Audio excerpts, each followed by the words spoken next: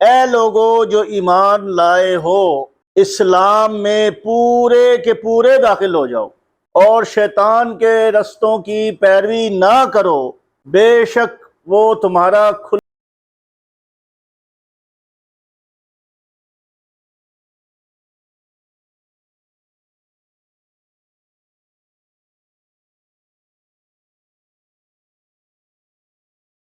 آگے بڑھاتا ہوں کہ اب وہ جو ہماری دعوت ہے ادخلوا فی السلم کافہ، اس کو اب ہم نے پھیلانا ہے آگے۔ ہمیں یہ تو پتہ لگ گیا سب نے پھیلانا ہے، اب کیسے پھیلانا ہے، اس دعوت کو کیسے ہم نے لوگوں تک پہنچانا ہے، اس میں اجزاء کون کون سے ہیں، کس جز کو پہلے رکھنا ہے، کس کو بعد میں رکھنا ہے، کس کو آخر میں رکھنا ہے۔ تو ہماری دعوت جو بنتی ہے اس کے 3 نکات بنتے ہیں۔ ادخلوا فی السلم کافہ، اسلام میں پورے کے پورے داخل ہو جاؤ، یہ 3 نکاتی دعوت ہے، اور یہ آج ہم نے سب نے یاد کرنی ہے اور انشاءاللہ اس کو یاد رکھنا ہے اور پھر آگے پہنچانا ہے۔ اللہ تعالیٰ ہمیں انشاءاللہ دنیا میں بھی اجر دے گا اور آخرت میں بھی اجر دے گا۔ ہماری دعوت کا پہلا نقطہ ہے اللہ کی بندگی اختیار کرو اور اس کے رسول کی پیروی کرو، اور یہ نقطہ قرآن میں ہے۔ آپ قرآن اٹھا کے دیکھ لیں، آپ کو بہت ساری آیتیں ملیں گی، آتی اللہ و آتی الرسول، اللہ کی اطاعت کرو اس کے رسول کی۔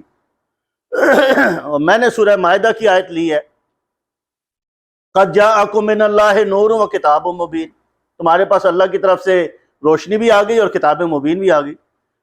اس کتاب مبین کو پھیلانے کے لیے روشنی آپ صلی اللہ علیہ وسلم کی صورت میں آ گئی، آپ صلی اللہ علیہ وسلم نے اس کتاب کو ایکسپلین کر کے بتا دیا کہ زندگی کیسے گزارنی ہے، انفرادی اور اجتماعی۔ پھر اللہ کہہ رہا ہے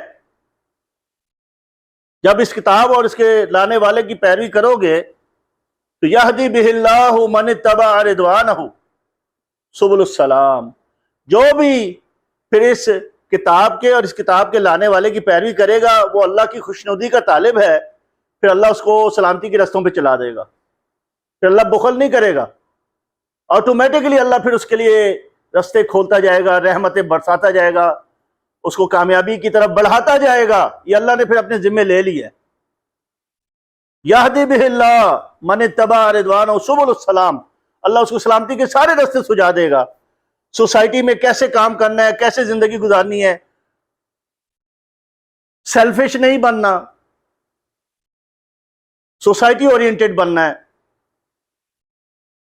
کمزوروں کی حمایت کرنی ہے، مظلوموں کی مدد کرنی ہے، بیواؤں کی خدمت کرنی ہے، یتیموں کے سر پہ ہاتھ رکھنا ہے، بھوکوں کو کھانا کھلانا ہے، بے روزگاروں کو روزگار دلوانا ہے، پانی جہاں پہ نہیں وہاں پانی پہنچانا ہے، یہ سارے کام آپ جانتے ہیں۔ تو یہ جو لوگ اللہ اور اس کے رسول کی پیروی کرتے ہیں وہ سوسائٹی کے لیے فکر مند ہو جاتے ہیں، پھر وہ لوگ اکٹھے ہو کے یہ سارے کام کرتے ہیں۔ سبل السلام، سبل جمع ہے سبیل کی، سلامتی کے رستے، اللہ سارے سجا دیتا ہے ان کو، اور پھر جب وہ اس رستے پہ چلتے ہیں سلامتی کے رستوں پہ، پھر اللہ وَيُخْرِجُهُم مِّنَ الظُّلُمَاتِ إِلَى النُّورِ بِإِذْنِهِ، پھر اللہ تعالیٰ ان کو اندھیروں سے نکال کے روشنی میں لاتا ہے۔ جتنا وہ چلتے ہیں اللہ ان کو اتنی روشنی میں لے آتا ہے، وہ اتنے بالغ نظر ہو جاتے ہیں، اتنے وہ برائٹ مائنڈڈ ہو جاتے ہیں، اتنا وہ انسانیت کے لیے ہمدرد بن جاتے ہیں، نفس کی تنگیاں ختم ہو جاتی ہیں، حرص اور آز اس سے وہ باہر نکل آتے ہیں۔ اور پھر جب یہ 2 اسٹیپ گزر جاتے ہیں پھر اللہ کہتا ہے وَيَهْدِيهِمْ إِلَىٰ صِرَاطٍ مُسْتَقِيمٍ، پھر وہ جو سارے سلامتی کے چھوٹے چھوٹے راستے ہیں وہ صراط مستقیم پہ آ کے کنیکٹ ہو جاتے ہیں، اور یہ صراط مستقیم سیدھا کہاں لے کے جاتی ہے؟ ہمیں کہاں لے کے جاتی ہے؟ جنت کی طرف لے جاتی ہے، گارنٹی۔ تو ہماری دعوت کا پہلا نقطہ ہے اللہ اور اس کے رسول کی پیروی کرنا۔ آپ قرآن کھولیں آپ کو جگہ جگہ یہ بات نظر آئے گی۔ ہماری دعوت کا دوسرا نقطہ،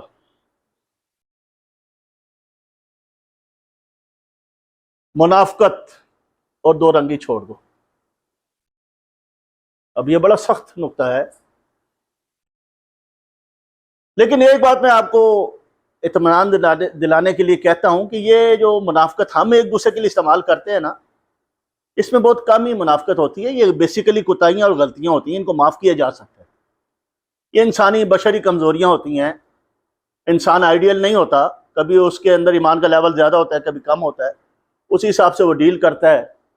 تو اس میں درگزر بھی ہو سکتی ہے، اس میں معافی بھی ہو سکتی ہے، اس میں توبہ بھی کر لے بندہ، دوبارہ پہلے جیسا بن سکتا ہے۔ اصل جو منافقت تو اللہ کہہ رہا ہے نا، جو اللہ منافقت کہہ رہا ہے اس کو سوچنا ہے کہ وہ کیا چیز ہے۔ جو اصل منافقت ہے وہ یہ ہے کہ لا الہ الا اللہ محمد رسول اللہ بندہ کہے اور پھر سود بھی کھا رہا ہو، پھر وہ سود کا، یہ منافقت۔ کیوں کہ قرآن میں سورہ بقرہ میں 279 نمبر آیت کیا ہے کہ جو لوگ سود کھا رہے ہیں وہ اللہ اور اس کے رسول کے ساتھ کیا کر رہے ہیں، سارے جانتے ہیں، ہم سب جانتے ہیں، یہ سب سے بڑا جرم ہے۔ کسی جرم کو اللہ نے جنگ کے برابر نہیں کہا، لیکن سود کو کہا ہے۔ تو اب مجھے بتائیے پاکستان میں سود چل رہا ہے کہ نہیں چل رہا؟ پھر ہم کیا کر رہے ہیں بحیثیت مجموعی، بحیثیت قوم، ہم کیا کر رہے ہیں؟ یس، اس کا مطلب ہے ہم نے فوراً اس منافقت سے باہر آنا ہے۔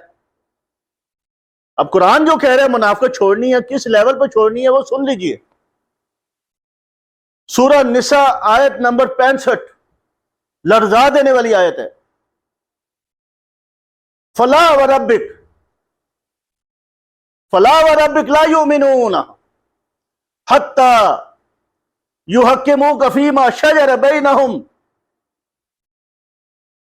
ثم لا یجدوا فی انفسہم حرجا مما قضیت ویسلموا تسلیما۔ بہت اہم آیت ہے۔ فلا وربک، یہ آپ قرآن میں آپ کو یہ آیت 1 یا 2 دفعہ ہی ملے گی، اس سے زیادہ نہیں ملے گی۔ تیرے رب کی قسم نہیں، لا یؤمنون، یہ ایمان نہیں لائے۔ کون نہیں ایمان لائے بتائیں ذرا؟ صحابہ کرام کی بات ہو رہی ہے، آپ سے کہا جا رہا ہے یہ آپ کے ساتھی یہ ہیں جو اپنے آپ کو آپ کا ساتھی کہتے ہیں، یہ ایمان نہیں لائے۔ اعوذ باللہ، آپ سوچیں کتنی شدت ہے اس آیت میں۔ لا یؤمن حتی یحکموک، یہ آپ کو اپنا حکم مان لیں، آپ کو فیصلہ کرنے والا مان لیں، آپ کو چیف جسٹس مان لیں، آپ کے فیصلے کے اوپر یہ بالکل راضی ہو جائیں۔ فیما شجر بینہم، آپس کے معاملات میں آپ جو بھی ان کا فیصلہ کریں، پھر یہ کسی اور فیصلے والے کا انتظار نہ کریں۔ ثم لا یجدوا فی انفسہم حرجا، پھر یہ اپنے دلوں میں کوئی تنگی بھی نہ محسوس کریں، مما قضیت، جو بھی آپ فیصلہ کریں ان کو تنگی نہیں ہونی چاہیے، وَيُسَلِّمُوا تسلیما، اور یہ اس کو بالکل خوشی کے ساتھ تسلیم کریں، پھر ان کا ایمان معتبر ہوگا، پھر ہمارے نزدیک قابل قبول ہوگا۔ یہ اللہ کہہ رہا ہے، میں نہیں کہہ رہا۔ تو آپ سوچیں کہ آپ صلی اللہ علیہ وسلم کا فیصلہ ہے کہ سود ختم کر دیا گیا، آپ صلی اللہ علیہ وسلم کہا کہ میرے چچا کا سود میں نے ختم کر دیا، اب کوئی سود کا کاروبار نہیں ہوگا، کوئی سودی کام مسلمان نہیں کر سکتا، اور پھر سود چل رہا ہے۔ بات سمجھ رہے میں کیا کہہ رہا ہوں؟ اس کو لنک کیجئے اس آیت کے ساتھ کہ ہمیں پھر اب آپ کہیں گے کہ میں کیا کر سکتا ہوں غازی صاحب، آپ میرے پر کیوں سارا زور ڈال رہے ہیں؟ میں تو نہیں اس کا مجرم، ہم مجرم نہیں ہیں، لیکن ہم ایمان کے جو درجات ہیں اس میں آواز اٹھانا، اس کے لیے کوشش کرنا، یہ تو ایمان کا تقاضا ہے نا، یہ تو کر سکتے ہیں۔ سود ختم کرنے کے لیے جو لوگ کام کر رہے ہیں ان کا ساتھ تو دے سکتے ہیں۔ جو لوگ اسمبلیوں میں سود کے لیے ووٹنگ کرتے ہیں کہ سود ضروری ہے، ان کو تو پھر ووٹ نہیں دینا چاہیے، یہ تو کر سکتے ہیں۔ نواز شریف نے 1991 میں بھاگ کر لپک کر جیسے وزیر اعظم پاکستان بنا، سپریم کورٹ چلا گیا کہ جی مجھے سود چاہیے، سود کے بغیر میں ملک نہیں چلا سکتا۔ 32 سال تک پھر اس کا پیچھا کیا کچھ لوگوں نے، تحریک کے لوگوں نے، اسلام کو پسند کرنے والے لوگوں نے، جو اسلام کو جانتے تھے، آپ صلی اللہ علیہ وسلم کے حکم کو جانتے تھے، پاکستان کے آئین کو جانتے تھے کہ نہیں یہ سود حرام ہے اور یہ نہیں ہونا چاہیے۔ 32 سال لگائے سپریم کورٹ نے فیصلہ کرنے میں، اور 2022 میں فیصلہ آ گیا ہوا ہے کہ سود اب پاکستان میں نہیں چل سکتا، 5 سال کے اندر سود ختم کرنا ہے، لیکن ابھی بھی کوئی آثار نظر نہیں آ رہے۔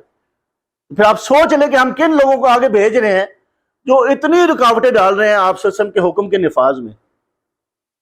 تو آج سے سچے ہو جائیں کہ اگر یہ دعوت مجھے دینی ہے، ہماری دعوت کا یہ دوسرا نقطہ ہے کہ منافقت چھوڑنی ہے، تو پھر مجھے اب وہاں پہ کون سے لوگوں کو دیکھنا ہے، سب ہم جانتے ہیں کون سے لوگ ہیں جو سود کو ختم کرنے کی کوشش کر رہے ہیں، کون سے لوگ ہیں جو بہانے سے سود کو لا رہے ہیں، آئی ایم ایف کو سر کے اوپر بٹھا رہے ہیں، اسٹیٹ بینک کو آزاد کر رہے ہیں تاکہ وہ پاکستانی عوام کو جواب دہ ہی نہ ہو۔ یہ سب ہم جانتے ہیں، سمجھتے ہیں نا؟ تو میرے بھائیو یہ بڑی ٹیکنیکل گیم ہے، یہ آپ آسان نہ سمجھے۔ قرآن آسمانوں کے لیے اور زمین کے نیچے کے لیے نہیں ہے، قرآن زمین کے اوپر کے لیے ہے۔ کہاں کے لیے ہے؟ ہماری زندگیوں میں اس نے عمل کرنا ہے، ہماری زندگیوں کو اس نے ڈالنا ہے۔ یہ مردے کو بخشوانے کے لیے سورہ یاسین کی شکل میں نہیں پڑھنا، یہ سورہ بقرہ کی آیت نمبر 279 پہ عمل کرنا ہے اسی دنیا میں۔ منافقت چھوڑو. دعوت کا دوسرا نقطہ کیا ہے؟ منافقت چھوڑو. اور چھوڑنے کے راستے میں نے آپ کو بتا دیے، آگے آپ سمجھدار ہے. یہ کوئی پہلی دفعہ نہیں آپ بات سن رہے. آپ انشاءاللہ آپ اس کو خود ہی انالائز کریں کہ دعوت کا اگر پہلا نقطہ اللہ اور اس کے رسول کی بندگی، اللہ کی بندگی اور اس کے رسول کی پیروی ہے، اور دوسرا نقطہ منافقت کو چھوڑنا ہے، تو پھر اب میری زندگی میں کیسے تبدیلی آنی چاہیے ہم سب جانتے ہیں. دعوت کا تیسرا نقطہ، زمام کار، سوسائٹی کی بھاگ دوڑ، سوسائٹی کا کنٹرولنگ ویل مومنین کو دے دو. کس کو دینا ہے؟ فساق اور فجار کو نہیں دینا. وہ لوگ جو شیطانی قوانین کو نافذ کر رہے ہیں ان کے ہاتھ میں نہیں دینی. یہ حکومت کی بھاگ دوڑ، کنٹرولنگ اتھارٹیز پہ کون ہونے چاہیے؟ کون بیٹھے ہونے چاہیے؟ وہ چیف جسٹس بیٹھا ہونا چاہیے جو کہے گا میں فیصلہ پاکستان کے آئین اور اللہ اور اس کے رسول کی فرما برداری میں قرآن اور حدیث کی ایک سے نکات کی روشنی میں کر رہا ہوں. وہ یہ کہنا چاہیے. وہ یہ نہ کہے کہ میں تعزیرات پاکستان جو کہ ایکٹ 1935 اینگلو سیکشن قانون کے مطابق جو کہ برٹش نے ہمارے پر لاگو کیا تھا اس کے مطابق فیصلہ کرنا چاہتا ہوں. نہیں، وہ کہے کہ میں فیصلہ اللہ اور اس کے رسول کے فرمان کے مطابق کروں گا. زمام کار کس کو دینی ہے ہم نے؟ ہر چیز کی زمام کار، حکومت کی، عدالت کی، فوج کی، پولیس کی، ایجوکیشن کی، ایڈمنسٹریشن کی، ہر چیز میں ہم نے کس کو لانا ہے؟ اللہ اور اس کے رسول کے ماننے والوں کو وہاں بٹھانا ہے. وہاں سے وہ احکامات جاری کریں جو کس کی منظوری سے ہوں؟ اللہ اور اس کے رسول کی منظوری سے ہوں. یہ دعوت کا تیسرا نقطہ. یہ میں اپنی طرف سے نہیں کہہ رہا، یہ سورہ حج کی آیت نمبر 41 ہے میرے بھائیوں. الذین ان مکناہم فی الارض، الذین ان مکناہم فی الارض اقاموا الصلاۃ وآتوا الزکاۃ وامروا بالمعروف ونہوا عن المنکر وللہ عاقبۃ الامور. بڑے صاف الفاظ میں اللہ نے کہہ دیا ہے کہ مومنین اور صالحین جن کو زمام کار دی جائے گی وہ کیا کام کریں گے؟ سب سے پہلا کام اقاموا الصلاۃ، کیا کام کریں گے؟ وآتوا الزکاۃ، کیا کریں گے؟ اس وقت زکوٰۃ چل رہی ہے، اس وقت تو غریب سے چھین چھین کے امیر کو دیا جا رہا ہے. ٹیکس کا کیا مطلب ہے؟ زکوٰۃ کا الٹ، زکوٰۃ میں امیر سے لے کر غریب کو دیا جائے گا، ٹیکس میں غریب سے لے کر امیر کو دے رہے ہیں. وَأَمَرُوا بِالْمَعْرُوفِ، کیا مطلب ہے اس کا؟ نیکی کا حکم دیتے ہیں، معروف کا حکم دیتے ہیں. معروف ہم سب جانتے ہیں اچھائی کے کام کون سے ہیں معاشرے میں. وَنَہُوا عَنِ الْمُنکر، اور نیکی بدی سے روکتے ہیں. نیکی کو پھیلاتے ہیں، بدی سے روکتے ہیں. تو بدی کے راستے ہم سب کو پتہ ہے کون کون سے راستے ہیں جو انسانوں کو ڈی ٹریک کرتے ہیں، اللہ سے بھٹکاتے ہیں، اللہ کے رسول کی یاد سے غافل کرتے ہیں، اپنے فرائض سے غافل کرتے ہیں. وہ سارے راستے ہم جانتے ہیں. تو جو ان کو اقتدار دیا جائے گا وہ یہ چار کام کریں گے. وَلِلَّهِ عَاقِبَةُ الْأُمُورِ، اور انجام کار تمام معاملات کا فیصلہ کس نے کرنا ہے؟ اللہ نے کرنا ہے. تو میرے بھائیوں، میں نے آپ کے سامنے جو حضرت چودھری صدیق صاحب نے جو بات کی تھی کہ ہماری ذمہ داریاں کیا ہیں، ہماری ذمہ داریاں جو ہمارے پر جو دعوت آئی ہے، جس دعوت کو ہم نے پھیلانا ہے، جس دعوت کو پھیلانے کے ہم سب مکلف ہیں، اس کو میں نے قرآن کی روشنی میں 3 نکاتی دعوت ہماری ہے. اس دعوت کے 3 نکات ہیں. پہلا نکتہ کیا ہے بھائی؟ اللہ کی بندگی کرو اور اس کے رسول کی پیروی کرو. دوسرا نکتہ کیا ہے دعوت کا؟ منافقت چھوڑ دو. اور تیسرا نکتہ کیا ہے؟ حکومت کن کے ہاتھ میں دو؟ اب آپ چیک کر لیں، اگر یہ کام ہو رہا ہے ہمارے معاشرے میں تو ٹھیک ہے، اگر نہیں ہو رہا تو پھر ٹھیک کرنے کے لیے ان لوگوں کے ساتھ مل جائیں. اکیلے یہ کام کر سکتے ہیں ہم؟ آپ بینک کے سامنے گنڈاسا لے کے کھڑے ہو جائیں، جی میں جو سود کھائے گا میں اس کی گردن اتار دوں گا. اتار سکتے ہیں؟ یہ کر سکتے ہیں؟ قانونی تو جائز ہوگا؟ نہیں، یہ تو غلط کام ہے نا. پھر کیسے کرنا ہے؟ بینک کو کیسے روکنا ہے کہ وہ سود نہ دے اور نہ سود لے؟ کیسے روکیں گے؟ ہاں، تو پھر قانون سازی کا جو مراکز ہیں وہ کون سے مرکز ہیں؟ پارلیمنٹ ہے، سینٹ ہے. وہاں پہ کن کو ہونا چاہیے؟ وہاں پہ جماعت اسلامی والوں کو ہونا چاہیے بھائی. ٹھیک ہے؟ یہ میں بڑی ذمہ داری سے یہ بات کہہ رہا ہوں کہ ابھی تک جو لوگ بھی وہاں پہ مسلمان بن کر گئے انہوں نے مسلمانوں والا کام نہیں کیا. آپ خود سمجھے نا، کلمہ تو انہوں نے پڑھا ہوا ہے لیکن وہاں پہ آئی ایم ایف کو بٹھا رہے ہیں، ایف اے ٹی ایف کو بٹھا رہے ہیں، اسٹیٹ بینک کو سوورن کر رہے ہیں، ٹرانسجینڈر کے بل لا رہے ہیں. کیوں لا رہے ہیں بھائی؟ وہ مسلمان نہیں ہے.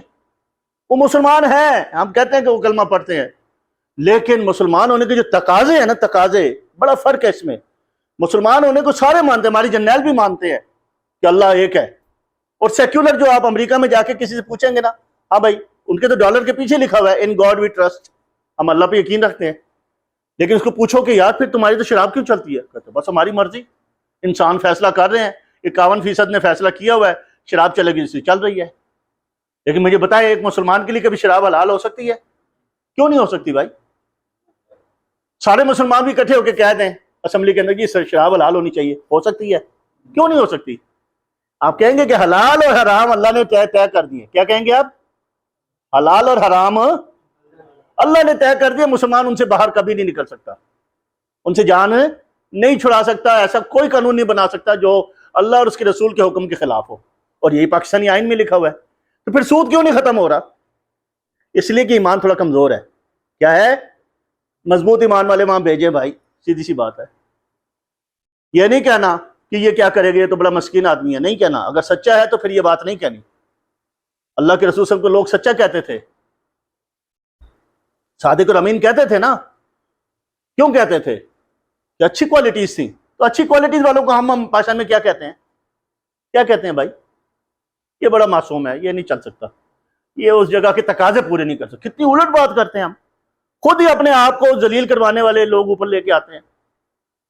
یہ جملہ کہاں سے آ گیا ہمارے اندر، ہمارے منہ میں، ہمارے دلوں میں؟ یہ جملہ کہاں سے آ گیا؟ یہ شریف آدمی ہے، یہ نہیں چل سکتا. یہ کہاں سے آیا یہ جملہ؟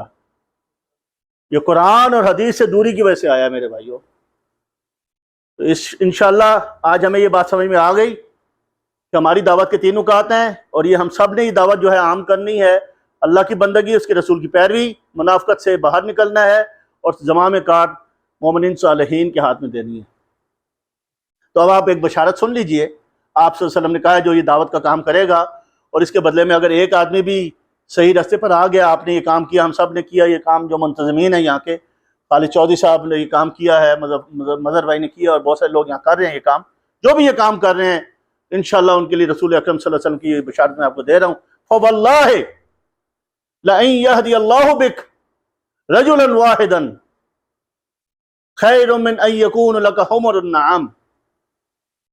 فواللہ، اللہ کی قسم، اللہ کے رسول کہہ رہے ہیں، لئن یہدی اللہ بک، اگر اللہ تیری وجہ سے ہدایت دے دے، رجلا واحدا، ایک آدمی کو بھی، خیر من ان یکون لک، یہ تیرے لیے بہتر ہے کہ تیرے پاس ہو حمر النعام، سرخ اونٹوں کے خزانے اگر تیرے پاس ہوں، یہ اس سے بہتر ہے. کیا مطلب ہے اس کا؟ سرخ اونٹوں کا مطلب سمجھتے ہیں آپ؟ عرب میں 1400 سال پہلے جب ہر طرف صحرا ہو تو سرخ اونٹ جو تھے یہی انسان کی طاقت کے ذرائع تھے. کمیونیکیشن اسی سے ہوتی تھی، ٹرانسپورٹ اسی سے ہوتی تھی، تجارت اسی سے ہوتی تھی، زندگی اسی سے گزرتی تھی، جنگیں اسی سے ہوتی تھیں، ساری چیزوں میں یہ اونٹ استعمال ہوتا تھا. تو جس کے پاس وہ اونٹ، سرخ اونٹ، جو کہ زیادہ سخت جان، کم پانی پی کر زیادہ رستہ طے کرنے والا، آپ سمجھ لیں BMW گاڑی، اسٹرانگ. تو سرخ اونٹوں کے خزانے کا مطلب بے بہا اونٹوں، سرخ. اب آپ سوچیں ایک آدمی کے پاس 150 BMW گاڑیاں ہوں تو اس کی دولت کا، اس کی طاقت کا، اس کی معاشرے میں اقتدار کا آپ خود ہی اندازہ لگا لیں. تو اگر ہم نے دعوت دی اور ایک آدمی بھی اس رستے پر آ گیا میرے بھائیوں، تو ہمارے لیے وہ سرخ اونٹوں کے خزانے سے بہتر ہے. اللہ تعالیٰ ہم سب کو یہ موقع عطا فرمائے. وآخر دعوانا الحمدللہ رب العالمین.